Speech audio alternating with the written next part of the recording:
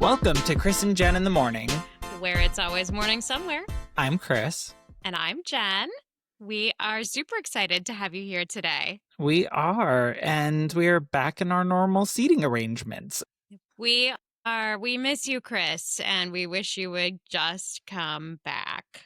I know, if it were only so simple. If it were, but here we are on our cross-country, long-distance podcast friendship.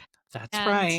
Today, we are going to talk about how sometimes even optimists struggle to be optimistic. That's right, which I think is a totally relevant topic for this day and age. Where we are these days. Yeah, there's kind of like, if you listen to the news, it just feels like a big bummer these days. So, super excited to dig into that. But before we start, part of our routine of chasing joy includes gratitude. So why don't we start with our gratitude moment? And Chris, do you want to kick us off?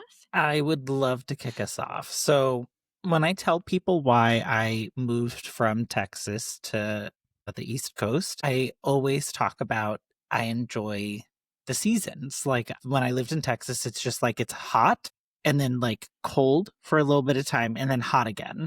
And so having now lived here, when seasons start to change, it just like brings out a new energy, really excites me. And it has been one of those weeks where it started off a little bit warm and then gradually through the week, it's like fall has arrived. And I will say this weekend, it's been a little gloomy with rainy weather, but like our max temperatures are being in the 60s.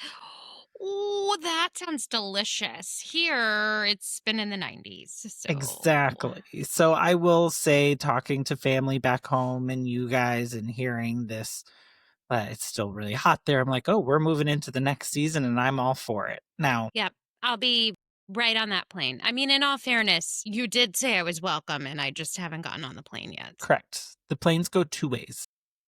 Yeah. I know that because I've taken them both ways. Both ways? Yeah. To and from. Okay, got it. Okay, so that's my gratitude moment. What about yours?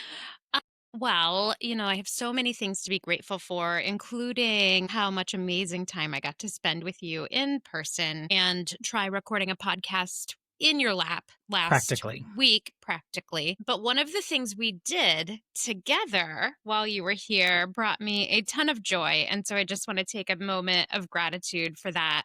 We went to go eat at the original Rainbow Cone. There's a location here in Hearst. I think they're from somewhere up north. Do you remember where? Chicago. Oh, they're from Chicago? If you haven't heard of the original Rainbow Cone, it is a fantastic little ice cream shop. The building, like, you can't miss it. It's this Pepto-Bismol pink, bubblegum pink, like, just delicious little spot of joy, especially where the one here in Hearst is located, because it's like all these sort of, brown buildings that you got here in Texas, concrete jungle, and then just this bright pink waffle cone ice cream sundae building. And we actually did have the original Rainbow Cone, which is it's like a layered ice cream cone. Correct. So think like not scoops, but like layers.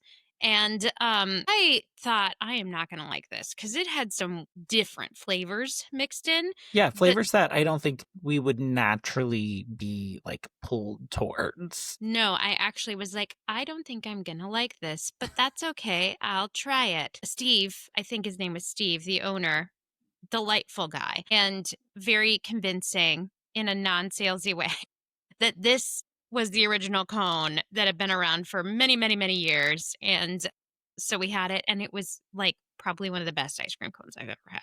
It was so good. The flavors, the creaminess, like just everything about it was so freaking good. And fun, full of joy. So talking about, looking for where you can draw your happiness and your joy and that energy to maintain optimism from. It was just like to be there with you and with Ace, the three of us getting to enjoy it together in this building that was just built for happiness. There was just a ton of fun. Plus, Steve did tell me that it can count as a meal replacement, and I am always looking to get Ace to buy into having ice cream for dinner. So I feel like 1 point in my favor there. Steve helped you with your argument, He so really did. He really did. He sounded a lot like my mom in that, but I'm just super grateful for people who fill our world with little moments of joy like that yeah. in, a ton of different ways and It's a um destination, like, it's not just, it like, your really is. regular ice cream shop, like, the just as, like, much work they took in, like, the outward appearance, like, Oh, driving by it, the inward was, like, on a the whole other inside is level. amazing. Yeah. Yeah, I just wanna sit in there and, like, stay. It was amazing, and it's in Hearst, it's, like, east of Precinct Line off of, 26, which is also called Grapevine Highway, so you can go see Steve at the original Rainbow Cone, and on Tuesdays, they have a special where the original Rainbow Cone is at a discount, so next Tuesday, maybe get your little beginning of the week pick me up with a rainbow cone for dinner.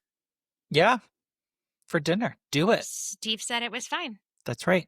So go see Steve, tell him that Chris and Jen in the morning sent you, and then whenever you take photos and post them because they have several, like, photo Oh, moments in the you've gotta take building, a photo. Yeah. be sure to tag us because we wanna see you. Yeah, we do wanna see you. We wanna see your photos of we wanna maybe we'll go recreate some of your poses. So, we'll see. We'll see. We'll see. So, speaking of things that bring us joy, let's talk about optimists and how even optimists struggle to stay positive sometimes. And where I'd love to start this conversation, Chris, is with defining optimism. And then I think there are three main categories of kind of how you would define where you fall on this optimism scale. So, either optimism or an optimist, a pessimist, or a realist. And I do want to start by saying I really believe that there is not one good or bad or a better sort of mental position to start from.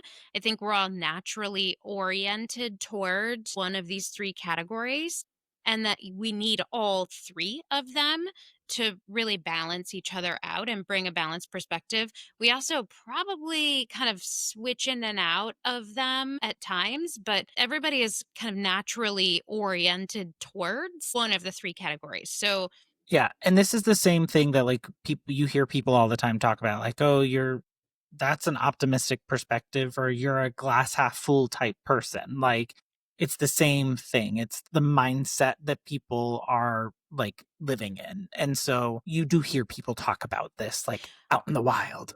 yeah, but I do think the words carry some connotation that's Yes. a little bit unfair. So I love the definitions that you brought forward. How do we define optimist, Chris? Yeah, so as I was looking for some things, I tried to like find like just a place we could kind of anchor this stuff in, right? So that we know we're all starting from the same point. So verywellmind.com had this great article where I felt like they did a great job outlining what these definitions were. So an optimist is a mental attitude characterized by hope and confidence in a positive future. It's expecting favorable outcomes during challenges. So it's like being able to see the possible good that could come out or through something. Yeah, and what I appreciate about this definition versus what people can sometimes think optimism is it's not like you have on your blinders or your head is in the sand or you don't understand that challenges are there. Right. It's that you are naturally oriented towards seeing that silver lining or seeing the possible positive outcomes that could happen, and focusing on those and like really having the hope or the belief that they are a potential outcome. Yeah. So optimism or being an optimist does not mean that you are blind to or ignoring the positive or the negative, sorry, but it just means that you have this strong like belief that the positive is absolutely possible and Right. that's sort of a driving force. Well, and I think a lot of people also use people's demeanor to Mm. define these as well. And I don't know if necessarily I agree with that perspective either. Because just because someone is like cheery and sunny and happy and all that stuff, like that doesn't mean that that person can see the positive or, is Yeah, but I would excited for generally it. say that if you are constantly oriented towards just seeing the positive, that lends itself to having a bit of a cheerier nature versus if you are a pessimist. And a pessimist is the tendency to anticipate the worst possible outcomes and focus on the negative aspects of a situation. It's really hard to walk around being a cheery, bubblegum sort of personality all the time if like you are naturally oriented towards seeing the possible worst outcomes that could happen. But it's important, right? Because if you have somebody who is I see this in my relationship with my husband and our producer, Ace, all the time, where I tend to be more optimist oriented and he tends to be more pessimist oriented. And it really works well for us to pull each other back towards the center Yeah. because I tend to like hop right into things and get started seeing all of the potential positives and really like believing in those. Yeah. And then when obstacles come, it's not that I didn't think there were obstacles or didn't potentially see them, but oftentimes, I'll have to finish whatever I was doing through determination or sheer grit because I didn't really plan for all of those potential worst outcomes. Yeah. Whereas Ace can see and plan for those possible worst outcomes, but then that may make it a little bit harder to kind of like jump right in. And so when we're pulling each other both towards center, he's keeping me from just hopping off the ledge without the parachute intact. And I'm still pulling him forward towards the hay, like, look at this possibility of what we could come. It might be worth it to jump. Right. And then I do think like that kind of leads us into this third dimension of like realist, because I do, interestingly enough, like in the Very Well Mind articles, if the article is focused on optimism in like your approach to life. And Yeah. so it didn't really layer in the realist perspective. And I think that's because they were trying to make a point, right? Like really show the Yeah. dichotomy of the optimists and the pessimists. So I found another article from the Kentucky Counseling Center that defines realist as being a person who is able to accept a situation really as it is. It's based on the facts, it's based on the objective evidence, and then really planning and putting things in place accordingly. So Yeah. it's like that. I kind of think of it as like a balance of a little bit of both, but then But also, you may not be going to the like if you're a realist, you may be so centered that you're not seeing right, the kind of big ups or the big downs. And correct. so having some people in your life that can help you kind of see the potential big win upside Yeah, or the potential big downside is helpful too. yeah. And there was a article that I found on the National Institute of Health website that kind of talks about these mindsets and kind of where in your mind that they live and correspond to. And The neuroscience of it all, right? yes. And so for like people who are processing and like living in that left hemisphere type space. That would be your logic oriented hemisphere of your brain. Correct. They say this is like the space where people who have high self-esteem, they usually see those parts of the brains activated in the left hemisphere. So they tend to also attribute that optimistic belief, kind of that bright future. All of those things are kind of associated with the left hemisphere of the brain. Yeah, the problem solving, logic oriented, and then and by the way, we use both sides of our brain, Correct. so you aren't just One or the logic other. or just abstract. It's just your it's like right-handed and left-handed, which is your natural tendency. Maybe a little Correct. bit better than that because since I am right-handed, I don't know how to eat with my left hand or write with it or because I haven't been practicing that. But on the right brain side, that's where your tendency is more oriented towards using that creative abstract portion of your brain, and that is more associated with the pessimistic oriented individual. And Correct. I think it's really interesting because in my study of two people in this house, myself and my husband, that really holds true. Like, I envy about him his abstract thinking, that ability to understand things that are like ambiguous and just sort of get it and put all the puzzle Yeah. pieces together. Like, I always think he is really good at that game. What is it, like Missing Connection or something, where there are things that are related, but it's not obvious how they're related, and he can just pull them together. And for me, it just has to be logical for it to sort of make sense. Yeah. Even my creativity is sort of logical. I do think the thing that is important about all of this is like the parts of the brain that are activated can also be different Yeah. based on how comfortable you are with something or how much you know about a topic. Like, because your brain can better like process that information as it's happening. And so Yeah. I I don't, you said it, I just want to echo it. Like you're not like always living in one space and one is not better than the other. It's they're both needed so that the you can, you know, be safe but also be productive. Like it's Yeah. the whole package. Absolutely. So I thought that was really interesting that in my very scientific study of two people, it really seems to hold true. So we'd love to hear from you. If you drop a comment in and let us know, like, are you right brained or left brained? Do you tend to be more positively or optimistically oriented or pessimistically oriented? Or are you truly that, like, and be honest, guys, like, because I know a lot of people have negative connotations about both the positive and the negative, both the Yeah. optimist and the pessimist. And we all want to say we're balanced all the time. But like, when I'm being honest, I'm definitely not balanced. So I would jump off that cliff without the parachute buckled.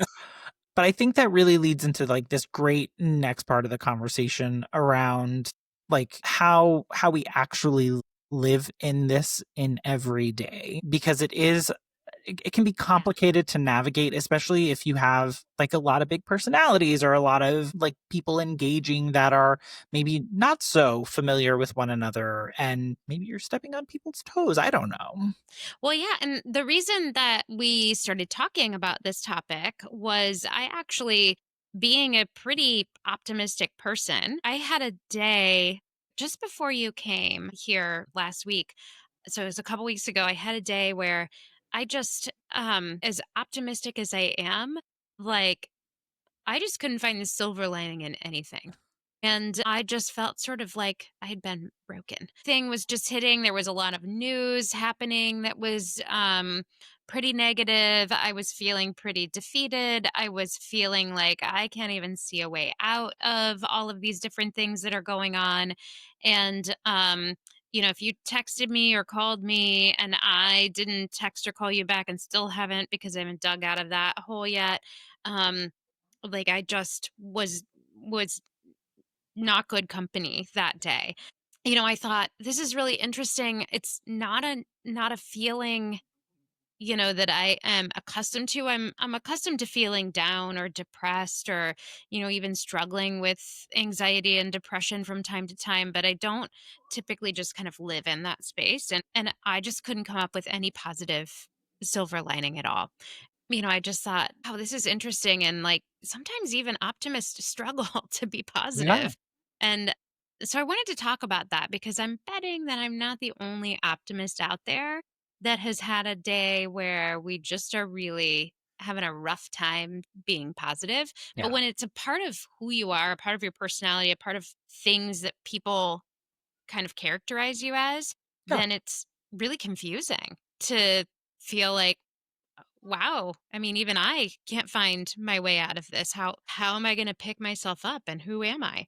Uh, Well, I think that's so also when people say, like, they feel like they're in a funk. Like, I think that's a yeah. great way to explain it. It's like, it's not that there's not anything, like, physically wrong with me. There's not, like it's just like I feel weird and I don't know how to get out of it or what to do with it, or just because you're not in that state of your comfortability. Yeah. Now, again, different from feeling deep sadness. Correct. Certainly have experienced loss and deep sadness, and I'm a big feeler. I feel my emotions bigly when I do feel them. But positivity doesn't mean just pretending that everything is fine, right? It means engaging with reality while you're holding on to hope. And what I was feeling like is that connection to hope was just sort of broken.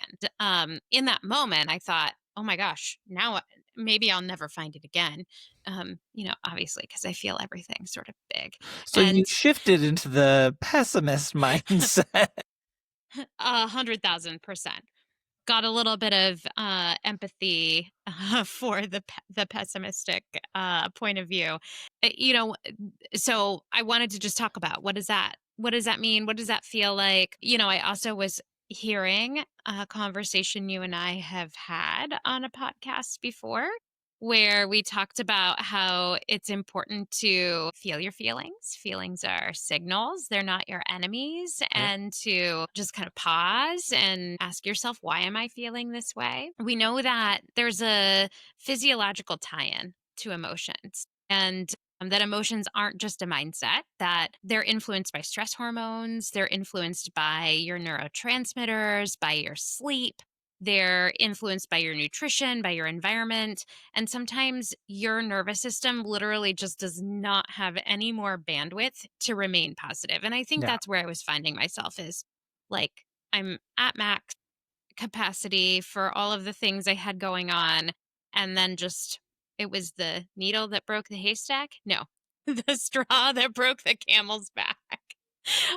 Just the one more thing that landed, and my bandwidth was drained. And I'm sure you felt like that from time to time, right? Absolutely. I think whenever there are emotions involved, right? Like trying to process, trying to get through them, we've talked about how I too have big emotions and sometimes I can get like caught up in them. And I do think it's interesting the physiological tie in because we've talked about this before where I kind of have like a checklist that I go through whenever I'm feeling like stuck in an emotion or in a place. And Hmm. it's usually like, okay, am I hungry? Yes or no? Am I tired? Yes or no? But Am I then dehydrated? Yes or no? right. Like there's actual things that like I go through the process of trying to figure out to one just make sure like I'm not catastrophizing because I'm a little peckish. Uh, but then You're usually not it's not yourself that. when you're hungry. Exactly. Give But this man a Snickers.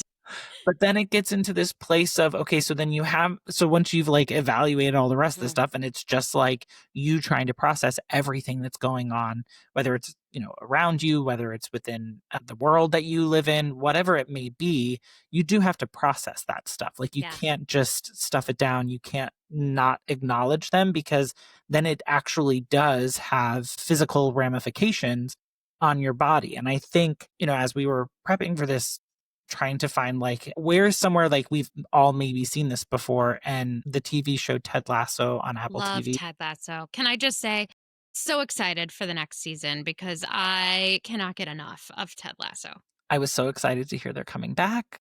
I hope it's Can't get just as enough. good as the first round went. It's gonna be, It's going to be yeah, great. We're it's gonna putting be it out great. there. But Ted Lasso is like famously optimistic, right? I Correct. mean, the like if when you look up in the dictionary the definition of optimism, you get like what we talked about earlier, and then you also just get a picture of Ted Lasso. That's just what's there. But It's I on the do think like Wikipedia.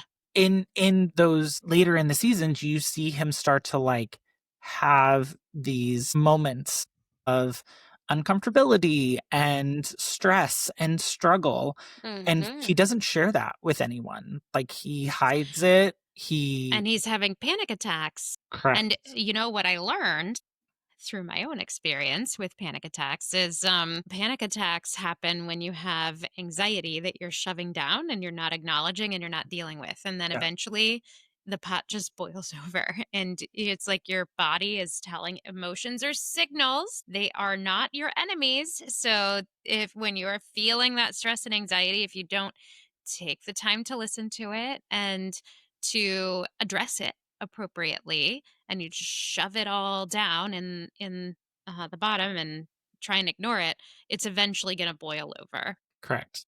And that's what happened with our beloved Ted Lasso, which, if I think is somebody was, I was talking with somebody about this the other day, and they said something about how people that just are chronically happy people are sometimes the saddest people. And you think about like comedians, Yeah. that, how many comedians have, died by suicide.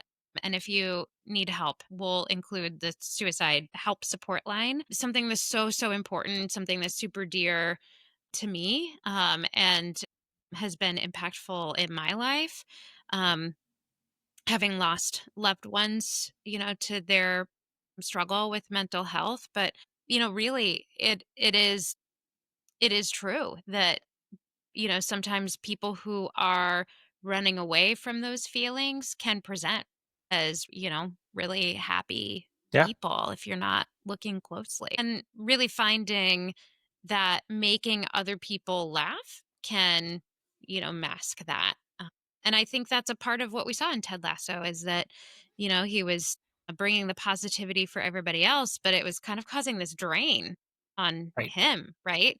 And you brought some things to the conversation around how when you're known as the positive person, especially in a workplace or a family, or if you're a public figure, if you're the coach of a, football team, then keeping that up gets really exhausting. There's actually a term for that. It's called emotional labor. And this emotional regulation work that you have to do, it costs you energy. And so as you're spending all of this energy and you're not like refueling that, that will take its toll over time, which I thought was really interesting. I didn't know that there was like an actual term for that. I just have expressed myself that sometimes it feels exhausting being the one to be positive all the time. Yeah. Um, and so, what are you doing to fuel yourself in that? And then, how are you vocalizing that to other people? Because they don't know. They just think that you're just always a glass half full kind of person, right? Right, but I think that's, like, where it's, first you have to, like, be able to advocate for yourself and understand, like, your boundaries and being able to communicate those effectively to others, but then I also think if you're saying that you're this person's friend or that you care about somebody, that's, like, where that checking in is also Yeah. important because just because someone is, like, naturally that cheery, positive, optimistic person does not always mean that that is a space that they easily, like, live in, like Yeah. you. You found yourself not in that space and you didn't feel like yourself. Yeah, absolutely. And because I didn't feel like myself, I was really confused. So I wasn't reaching out for help. I was like, I don't even know what's going on with me, but I just need some time to myself. Now, luckily I have an amazing partner who I could rely on, and um I'll share some of what I did to help feel better here in a minute, but um I think what was another bit of neuroscience here, one of the interesting facts that you brought to the table is that the reminder that the brain naturally prioritizes negative stimuli because we are wired for survival. It does not naturally prioritize constant happiness. That is not how we are built. And so that's why we chase joy. This concept of chasing joy that I'm constantly thinking about, Yeah. it's not like it just comes naturally. So if you see somebody that's just happy all the time, maybe they're more positively oriented, but they probably are doing some work to stay happy. And we talk about things like, our gratitude moments, doing a gratitude journal, um, self care, affirmations, taking time for yourself, all of those kinds of things to help you stay in this positive place because we are literally wired to identify threats and respond to them. Right. And if you Just accordingly.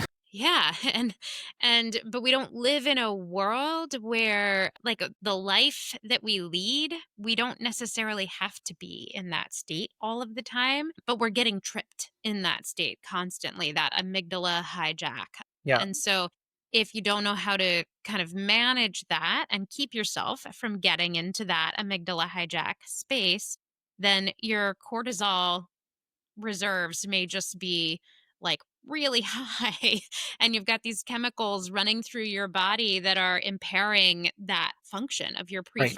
prefrontal cortex, which is where your body regulates all of your emotions and helps you maintain that balanced perspective. That's why we ask, like, okay, I don't feel like myself. Am I hungry? Am I thirsty? Am I tired? Like, do I have a physical need that I need to take care of that's causing my body to feel like it's in a threat state? Yeah. And if it's not a physical need, then, what do I need to do? What to manage those emotions? We also know that, chronic stress, because we are not doing the things we need to do to take care of ourselves, cause us to have unnaturally elevated cortisol levels.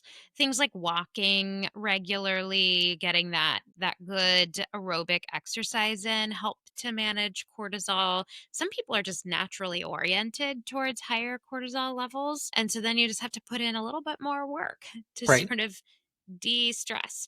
Absolutely, if you are stuffing things down and you are not dealing with the emotions, taking the time to get quiet and listen to what it is that your body is telling you, if you've got some past trauma that you haven't dealt with, those kinds of things that can absolutely play into the hand here. And the thing about not checking in with yourself and paying attention to those things is that it will just be the little thing that comes in and sort of knocks you out, which is where I found myself. Like all of these things that, normally I can be pretty positive about. And, it just was like the the little thing that came in and it was like, okay, well, I can't see a positive for anything anymore. Right. And I think that's what's like really important is understanding that sometimes this stuff happens and it's not planned. Like life happens. And as much Hmm. as we would love to be able to control it and move through it as quickly as we can and all of those things,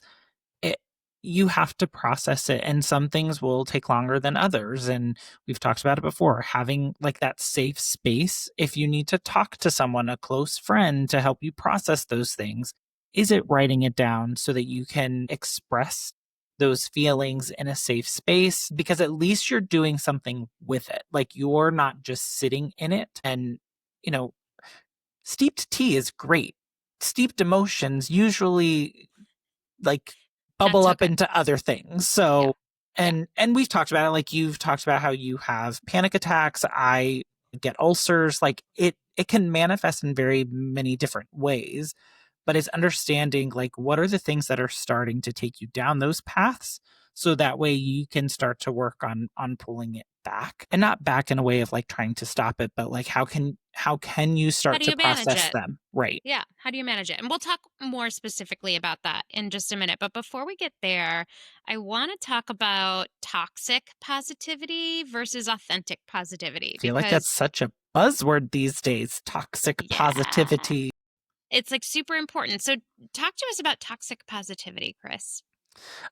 So to me, it's like the way that I see people kind of express this is this is the person who like they are dismissing real emotions that are actually taking place. They are maybe even ignoring some of the Right. actual negative things that are happening in front of them. So like the facts, the actual things that are happening, we're just going to ignore those because we're going to be okay. Everything's going to work out. It's going to be great. Or just telling people just be grateful. Like I think that's another one people are like big on as well. Like Yeah. good vibes only. Like it's not that easy. Yeah, absolutely. Yeah, so I think how I might state that is if you are ignoring what's going on and you're not really listening to how you're feeling and you're stuffing your emotions and then putting on the pretense of positivity, that's toxic positivity. It's just fake. It's not real. And hey, I am all about fake it until you make it because sometimes that is what you have to do. But if you are faking it until you make it, where positivity comes into play, you have to at least be honest with yourself that that is what you're doing. So I know, like, I've shared that affirmations are a really helpful way for me to find positivity, hold on to hope when I'm feeling like things are just, I can't find that. And sometimes I can't say honestly and authentically, I'm really grateful for this. I'm really happy for this. I'm like I've shared, as I was going for a walk and I was like, the affirmation is like, I am so grateful that I get to be on this walk. And I'm like, well, I am actually not. I like, this sucks today. But I'm really grateful that I have legs that work, that are going to move me forward. Like, that's the thing that I can find to be authentically grateful for. And so I think it's really important to be honest with yourself about how you're feeling so that if you are going to fake it until you make it, because you don't always have to show the whole world how you Right. feel. And sometimes you have to lead yourself with action and then the emotions will follow. But you can't be ignoring your emotions because then they're going to come back and get the best of Right. you. Well, that's where they have authentic positivity. It Yeah. is when you're actually acknowledging the real, like, perspectives, the real things that are happening. So, like, you saying, like, "I'm not happy to be out here in this 100-degree heat walking because I this is miserable, so I can't say that." Well, then what can I say? What is Hmm. something that I can move into that space of gratitude for? And that's authentic positivity. Yeah. And sometimes when you're in that place where you just really can't come up with it on your own because you are having a rough day, that's when you turn to that optimistic friend that's in your Rolodex and you say, hey, Chris, I need a bit of positivity today. So can you give me the words and I'm going to repeat them until they start to feel true for me because today I need somebody to lean on. And I think that's really important that, sometimes we do need to carry each other through this. Now, if you're the person that's always carrying everybody, then, you need to check yourself because sometimes you need that person to lead on. But like even therapists go to therapy, guys. They don't just therapize themselves. What tools exist Yeah. when positivity feels hard? And I feel like this is a really good place to talk about that because I have an example that I want to share. So, my dad has been in the hospital quite a bit going through cancer treatment for leukemia. And there is this amazing chemo education nurse there. His name is Justin, and he has just been like just a lifesaver for us and just this amazing human I'm incredibly grateful for. And Justin, came in and had a conversation with us, and he said, look, this is really hard being here, getting faced with this kind of diagnosis, having, you're just at the doctor's office and then later that day you're in the hospital and your whole life has changed. Like, that's really hard and it sucks. And like, you can't just be positive all the time Yeah. when that stuff is happening. And so, what he said is this was his advice: give yourself a day. Give yourself one day a week where you can just say, today sucks. I feel terrible. I'm having all of these like symptoms from chemo treatment. I feel down. I don't get to do the things that I was planning on doing. All of those things. Just give yourself the day and allow yourself to say, this sucks. Yeah. Because he said, if you don't give yourself that time, then like you're not really being true to how the reality of the situation that you're in. Yeah. But then he said, but the next day, when you wake up, you have to say, okay, this sucks, but that's not the headspace I'm going to stay in today.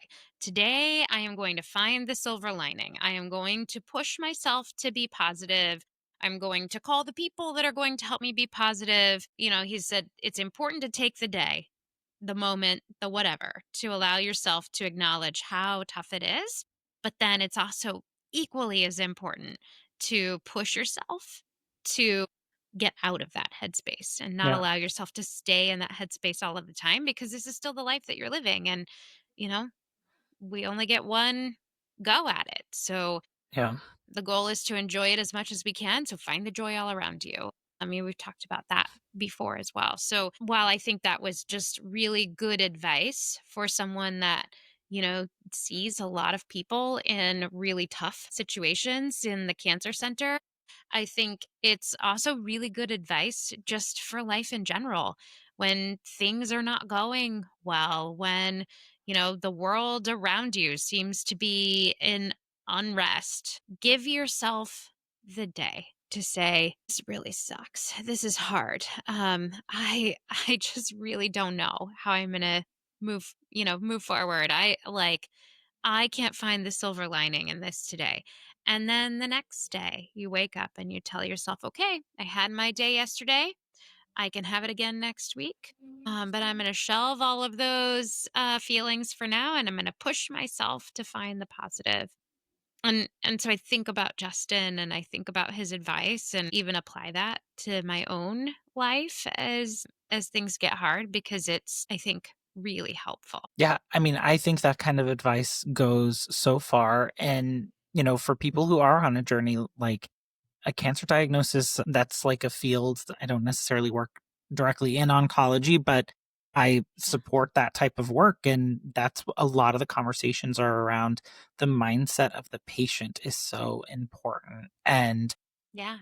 being able to be real about what you're feeling, what you're experiencing, having that authentic perspective and allowing yourself to feel it and go through it, but then also make sure that you're seeing the other side of it well. Find that balance because yes, it sucks right now, but whenever you have those opportunities, it's important to not let those joys go by without grabbing them because they are there. They do exist. Just sometimes can be harder to see whenever the path is a little darker maybe. Yeah, and that's okay. That's okay. That Yeah. sometimes, the light at the end of the tunnel is not really visible. Yeah. And not the same experience that your dad is going through, but I just had this conversation with Yeah. someone about my experience moving here to New York. And when I moved here, I had no friends. Like I left my family where well, you don't live here. No, but I was still your friend. Right, but I didn't have like any physical family friends that were present in New York City with me. Okay, So I'll accept that. where I lived in Texas, my parents, my siblings, my grandparents, set of my aunt and uncles, we all lived like within a Yeah. 5 mile radius of each other. And so that on top of my friends, like there was always stuff happening. And I was Yeah. always like, had things going on. And then I move here and I don't have that anymore. I have to start creating friends. And then also like life there continued to happen, deaths, ailments, Yeah. all of that stuff continued and I felt alone. And so I do remember like part of that was hard. Like it's hard going through stuff so far away from your family, but it's also like I look back on that and it's like, yeah, that was not the brightest spot in my life. But I'm so happy that I stuck with it, that I processed through all the things, a lot of therapy, and we got Yeah. here. Like, we got to this place, and I look back on it, and I can acknowledge, like, not my most favorite, year of my life, but definitely a lot of learning that went on A lot and of things. growth that Yes, year. growth, Yeah. exactly. Not always comfortable. In Correct. fact, typically not. But yeah, I think so the other day, just before you got here when I was feeling really low and really down, I had expressed that to my husband and one of the things, I like to do is go take my camera out and go take pictures of nature and I love watching the sunset and so I said, can you just drive me out to go see the sunset? Can we just go chase the sunset? And we did. And we took my camera and we went and we didn't actually find a good spot to take a photo until the sun had already set because it was, we didn't start until the sun was already on its way down. Yeah. Um, and we hadn't taken the time to go look and see like where's the best spot to take a picture and not get all the things in the background. But while we were driving along on the highway, like we were just watching it. We were experiencing it and watching the sunset and it was beautiful. And then we finally did find a spot and I got to take some photos and it was beautiful. The sky was still peach and purple and we were on our way back home and I just said, thank you for taking me out that feeling that I was having and my chest has calmed down. I feel more centered. So for me, getting out to watch the sky fire, as I like to call it, watch the sky get painted in all of the pretty colors and just the magic of that, which is here most days. Is something that helps me take myself out of that moment and remind me that, like, regardless of what happens here in this world, like, all of our problems are pretty much Yeah. like manufactured. There's some health stuff, whatever, but like a lot of the problems that we live in day to day, like it's all manufactured. I was even like saying, like all these like government and all of this kind of stuff, like it's all stuff we as humans made up. Like we weren't born, like we didn't start to exist as the human race in a world that already had that created. Right. We Fully made it. formed. Right. We made it all. And I'm not saying it's not important or doesn't help us or any of those things, but like these are all problems we've sort of created. And when you start to connect to like, regardless of what happens here, the sun is still going to come up and it's still going to go down. The sunset is still going to paint across the sky. Like, I am a part of something that is so much bigger than, and it kind of gives you perspective. We've talked about that in the past, getting that perspective for your problems or your Yeah. feelings. It's also why I really like to like look at the moon and the stars and look at the constellation. While you were here, we got to pull out my telescope and we went and looked at the moon. I think you said it was the first time you had seen the moon Through a through a telescope. telescope. And let me And tell I you, we could see some great detail with that there telescope. Yeah, I mean, I get great detail with my camera too, but like you could see some really good detail with that telescope. And Yeah. um, I was shocked because growing up in Kansas, that's just like a thing that you did. You went to like the observatory and you looked through the telescope at the moon, and Well, maybe we did that as a kid, but it wasn't a memory that apparently stuck. I don't know, like that's a thing we did. So I enjoyed that. That was always something that I really enjoyed. So I love pulling out the telescope and getting to see the moon. And I appreciate that my husband and life partner helps figure out how to get all those planets in the sites because we were having a time trying to figure that out on our Right. own. We He said, sure "Wait, did. how do you do this normally?" And I say, "Well, I walk out and it's all set up for me." Like that's how it normally happens. I have an ace. Um, Seems to be a running theme. But yeah. yeah, I love to go look at those things because it helps to center me and remind me that like these problems that feel really big, and they feel really big sometimes in the grand scheme of the universe in general, like it helps put them into perspective. Right. Well, and you are occupying your mind with something else. So like we Yeah. talk about that left brain, right brain, the amygdala hijack, like you start to make your brain start doing something else and busying it with Yeah. with things that bring you joy.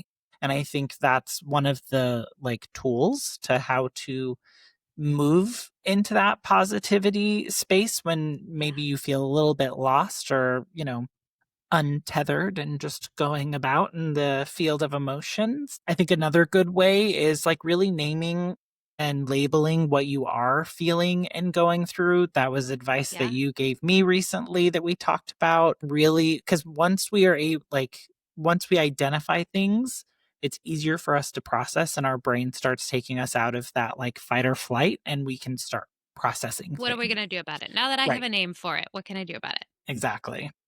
Taking sensory breaks. I love that. Like whether you just go for a walk. How many times have I done that where I'm just like, I can't handle this anymore. I need to go for a walk. Go for a walk and then I come back and I'm like, okay, now I feel like I can. It's also a great way to like get out of a creative rut.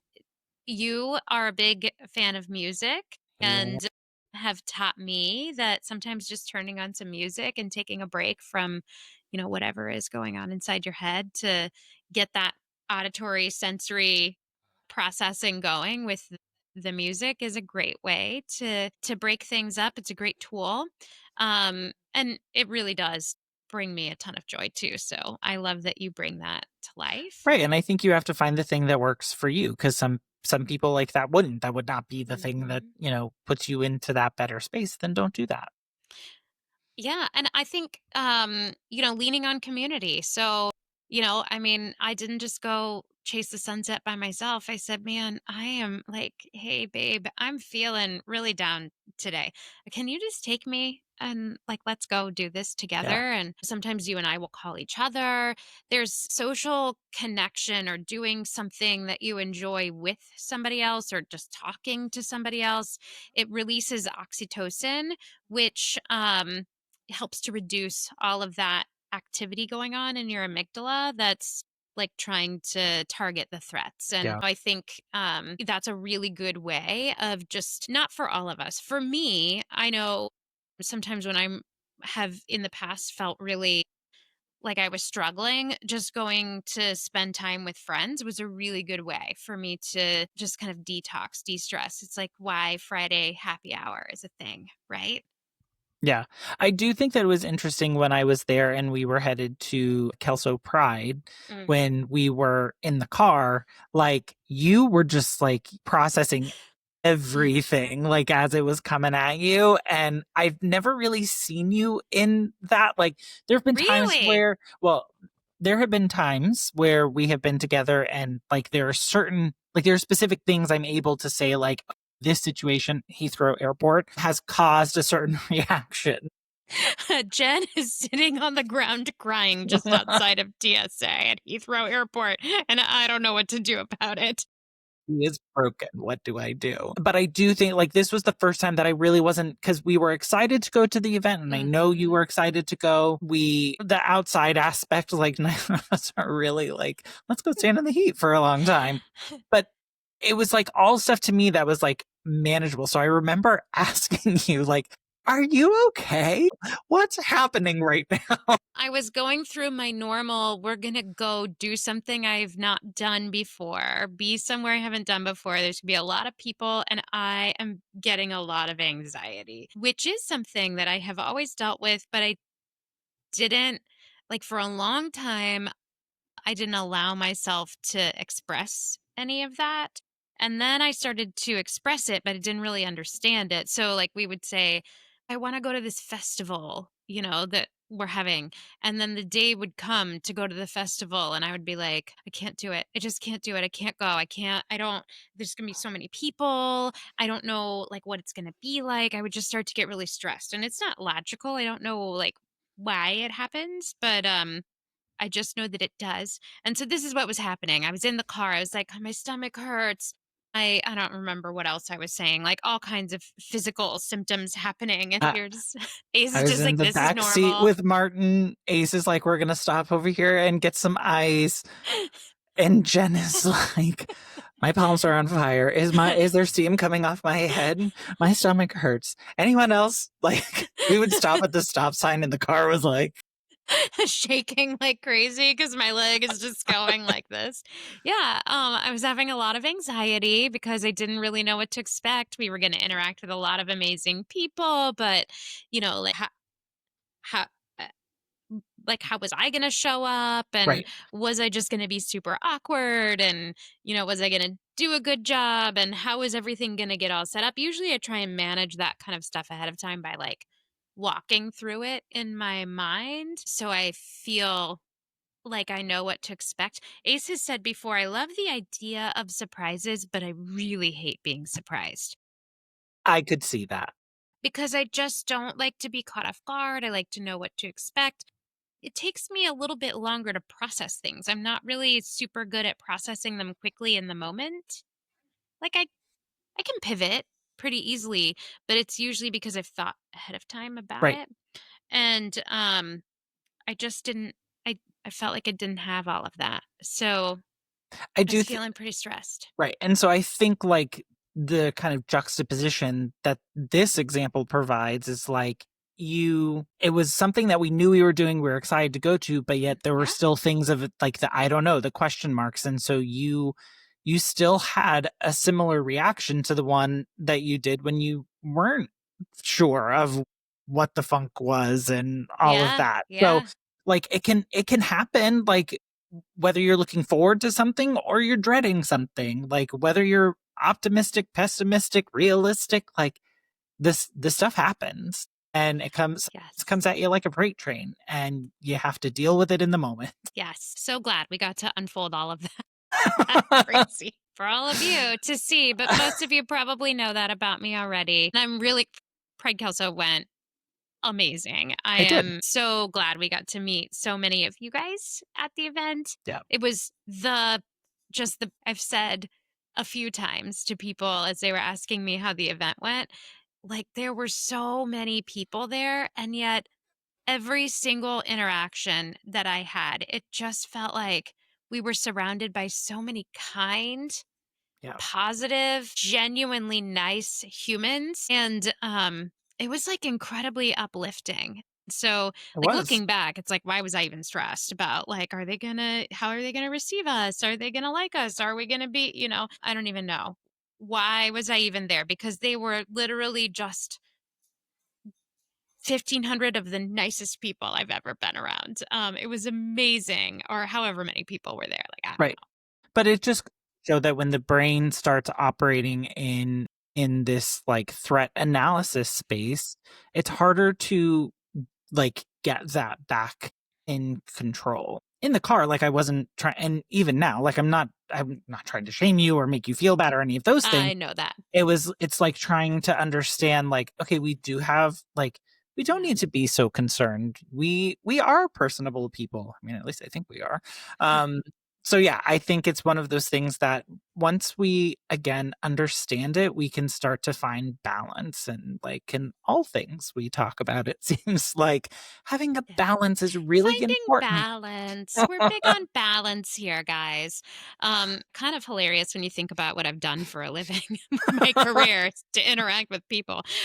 So, um, uh, but yeah, I really appreciate you taking this journey with me, having this conversation about how sometimes even optimists struggle to be optimistic, and that's okay. Yep. So if you are an optimist, if that is a part of your personal brand and your personality, and you have days where you just feel like, I am not feeling it today, I am struggling, I do not feel happy or positive or like I can see the silver lining in anything, I just want to say to you, it's okay. That's normal, even for an optimist.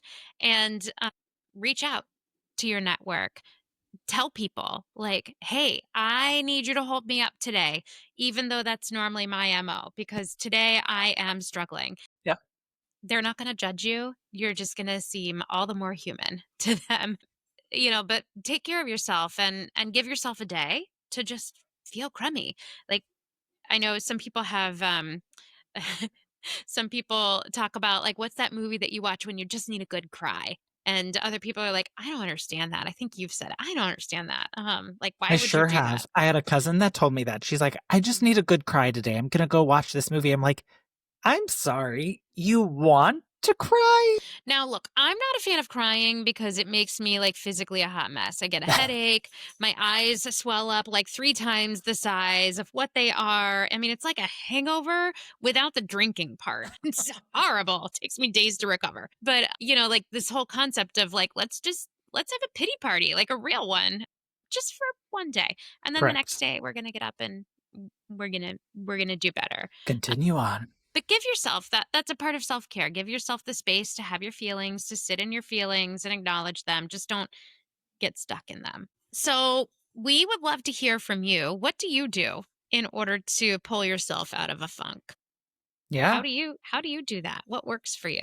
And do you consider yourself a natural optimist, a natural pessimist, someone who is a realist? Let us know. Yeah. We'd love to hear from you. You can reach out to us via email at chrisjeninthemorning@gmail.com. You can also leave us a voicemail or a text message at 940-278-8129. Drop a comment wherever you're listening to this and let us know what you think.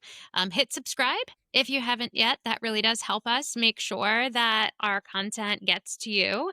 And don't forget to follow us on all of the social media platforms. We're out there on like, I don't know, not quite everything, but almost like your Facebook, your Instagram, TikTok.